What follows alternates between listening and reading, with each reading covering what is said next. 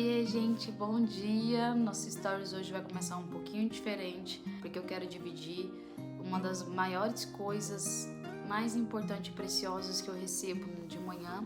A palavra de Deus é o pão diário do nosso espírito e aquilo que nos orienta no dia a dia. Então hoje nós vamos falar sobre culpa. A culpa, ela nos segura, ela nos amarra, ela tampa os nossos ouvidos, os nossos olhos, para que ficamos ali engessados e não cumprimos aquilo que o Senhor tem para nós, nosso propósito, nosso ir. E aqui eu vou falar um pouco sobre Paulo, 1 Timóteo 1, versículo 12. Ele fala assim: eu dou graças a Cristo Jesus, nosso Senhor, que me capacitou e me considerou fiel, pondo-me no ministério. A mim que antes fui blasfemo, eu fui perseguidor, eu fui opressor. Blasfemo, resumindo aqui para vocês, é aquela pessoa que duvida, que maldiz do Senhor, do Espírito, né, de Cristo, que diz palavras contra eles. Isso é blasfemar, é ofender ao Senhor. Ele era também um perseguidor, ele perseguia as pessoas que acreditavam em Jesus Cristo, que acreditavam na palavra, né? Ele era contra essas pessoas que acreditavam no Evangelho. Então, ele perseguia os cristãos, ele mandava matar os cristãos. Ele era um perseguidor de cristão, então ele era uma pessoa assim muito temida pelos cristãos, né? As pessoas tinham com certeza um receio dele, fugia dele, se escondia dele, e ele estava sempre atrás dos cristãos para mandar prender, né? Muitos morriam. Então, ele era assim o terror dos cristãos. Então, ele era uma pessoa que realmente, além de blasfemo, ele que desejava o mal dos cristãos na sua época. E ele era um opressor. A gente sabe o que é viver do lado de uma pessoa opressora, né? Ela oprime, ela te aprisiona dentro ali da emanação de energia dela, né? Pela maldade, pela incredulidade. Paulo era completamente o contrário daquilo que Deus deseja que a gente seja, né? Paulo, ele era essas três características bem pesadas e principalmente ser blasfemo. Então é algo assim muito forte. Mas obtive misericórdia. Você sabe o que é misericórdia? Misericórdia é quando Deus te livra de algo que você merece. Não é aquela coisa que você fala assim, ai, misericórdia, Senhor. Ai, Deus me livre, misericórdia. Tipo assim, ai, Deus vai me livrar. Não, não é isso. É algo que o Senhor te livra constantemente, que você merece. Deus tira aquela condenação que há sobre você, porque você merece aquilo, e te dá acesso à misericórdia. Então a misericórdia, ela é muito profunda, é diferente da graça, que é algo que você não merece e ele te dá. De nenhuma forma você poderia barganhar com o Senhor para merecer a graça. A graça, ela é imerecida, você recebe sem merecer. É diferente da misericórdia, que você merecia aquilo, mas o Senhor provém e vem com a tua misericórdia. Então a misericórdia, ela é muito profunda. Se você for estudar, você vai olhar para Deus e falar, meu Deus do céu, eu não tenho palavras. Não há o que podemos oferecer ao Senhor que pudesse comprar ou compensar a graça dele sobre nós. É inegociável, não tem como se negociar. Você pode ser o santo que for, você não merece. Você pode ser a pessoa mais bondosa da face da terra, mesmo assim você não merece. A graça é dele, por ele, quem ele é. Mas obtive misericórdia porque eu fiz ignorantemente e na incredulidade. Isso não significa que ele teve a misericórdia por causa da sua ignorância ou incredulidade. Isso não é justificativa, né, pra gente agir assim. Mas ele disse que na época que ele fez, ele estava nesse estado de ignorância e incredulidade. E ele recebeu misericórdia do Senhor mesmo sendo quem foi.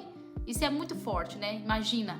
Então aqui a gente já vê assim, Paulo poderia se sentir extremamente culpado. Nossa, quantas pessoas eu prendi, né? Quantas vezes blasfemei contra o Senhor, falei contra o Senhor, falei contra Jesus Cristo. Quantas vezes eu magoei o Senhor falando contra ele, né? Blasfemando contra ele, perseguindo os seus. Ai, meu Pai, quantas vezes eu oprimi essas pessoas. Paulo poderia, nesse momento aqui, se sentir extremamente culpado. E se ele se sentisse extremamente culpado, ele ia ser paralisado por essa culpa, porque, querendo ou não, ele estaria invalidando tudo que o Senhor Jesus fez na cruz. E quando a gente se sente culpado, ao ponto de nos paralisar, estamos invalidando a morte de Jesus na cruz. Estamos invalidando o poder da ressurreição, o poder do perdoar pecados daquele que não merece, mas é alcançado pela graça. Ali é óbvio que quando você peca, né? Quando você faz algo que entristece o espírito, você realmente deve se sentir naquele momento ali com a consciência, ter consciência. Não tem problema se naquele segundo você se sente culpado, mas logo em seguida você tem que lembrar do que Cristo fez para você, por você.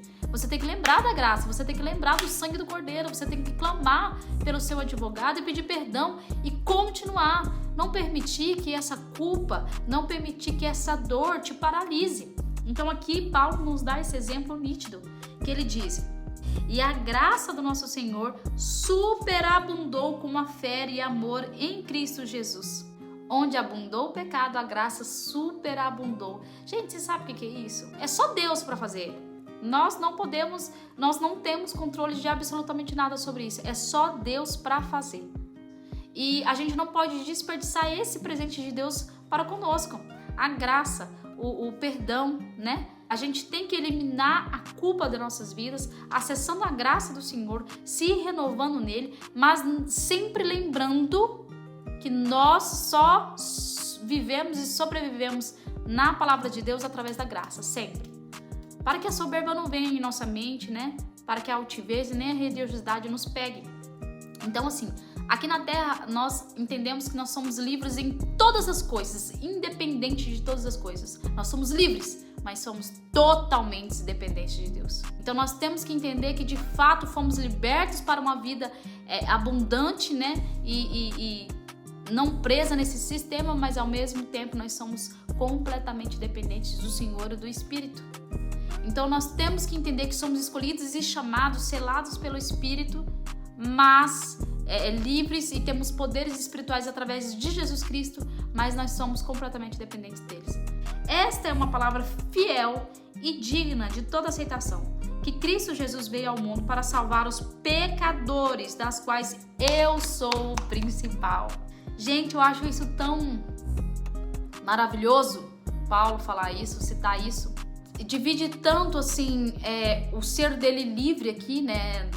Ele falava o que tinha que falar e ele não tinha medo, né? Então, assim, aos olhos de quem não entendia o evangelho, ele era uma pessoa obstinada, ele era uma pessoa que ia lá e fazia, né? Ele não temia quando ele sabia que Cristo estava com ele, ele não temia e tal, mas ao mesmo tempo ele era tão dependente de Deus. Ele era tão assim, eu só vou se Cristo estiver comigo, Deus tem que estar comigo. A gente tem que continuar debaixo da graça, em consciência e em comportamento, principalmente com o próximo, né? Porque Jesus está aqui e ele veio para salvar quem está perdido. As pessoas santas, certinhas demais, não precisa, né? De um milagre, não precisa da graça, não precisa. Tem que, as pessoas muito certinhas, santas, tem que ir pro céu logo, né? Porque aqui a gente só tá para viver dia após dia debaixo da graça e melhorando. Aqui é uma constante evolução. Paulo deixa claro que apesar de, nesse tempo, já ser um discípulo do Senhor, né, chamado pelo Senhor, um homem que prega o evangelho, que tem frutos, um homem de autoridade para falar naquilo que pregava, né, de dizer aquilo que pregava, porque ele vivia aquilo. Além de tudo isso, humanamente falando, ele já tinha toda essa estrutura da sua história, mas ele deixava claro que ele era constantemente dependente da graça de Deus. Ele lembra aqui na palavra que ele é o mais pecador de todos, que ele é o que mais precisa do evangelho e da graça todo o tempo, quando ele diz: para salvar os pecadores, da quais eu sou o principal. E é nessa forma que nós temos que andar, pra gente desgrudar da culpa, sabe? Andar debaixo da graça do evangelho, sempre se renovando todos os dias no Senhor, com certeza, trazendo essa consciência que você é filho de Deus, que você é livre e o que Deus fez por você nada pode anular, mas também lembrando sempre que você necessita da graça, sempre se renovando, sempre transformando a sua mente, transformando o seu comportamento no Senhor Jesus Cristo. Mas por isso obtive misericórdia, para que primeiro em mim Jesus Cristo mostrasse toda a sua longanimidade. O que ele quer dizer?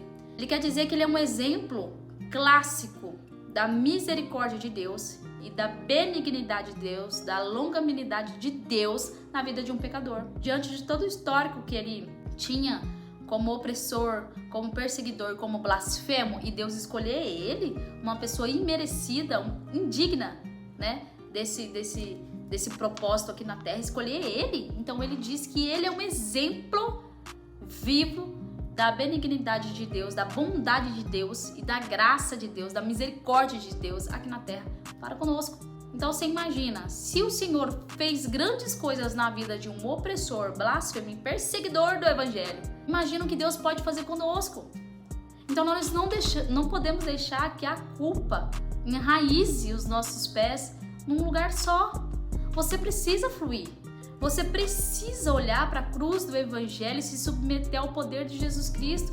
Você precisa se submeter ao perdão daquele que fez todas as coisas novas para você. Você precisa, com certeza, mantenha-se consciente que você é um pecador de fato, mas que a graça do Senhor se renova todos os dias na sua vida. E você precisa se agarrar nisso e fluir, como Paulo está dizendo. Eu sou o pior de todos, mas eu sou o exemplo da graça do Senhor na minha vida. Eu sou o exemplo da palavra de Deus, o poder da palavra de Deus na minha vida. Eu sou o exemplo. Olhem para mim. Eu não merecia, mas a misericórdia e a graça me alcançou. Então nós temos que fazer como Paulo fez aqui. E essa carta de Timóteo, se você for estudar ela, é uma carta que ele diz, aparentemente ele diz mais para pastores, para o pessoal de autoridade, de conhecimento, né? Nessa época aqui tinha muita gente confundindo, falando de vários tipos de evangelho, e aqui ele estava exortando, trazendo a essência, sabe? Desmistificando os outros evangelhos, desmentindo os outros evangelhos. E então essa carta de Timóteo é muito importante, porque ela traz a raiz da essência do verdadeiro evangelho. E ele já começa por o exemplo de si, de lembrar de onde viemos, né? Por como saímos de lá, que é através da graça e do perdão do Senhor, né?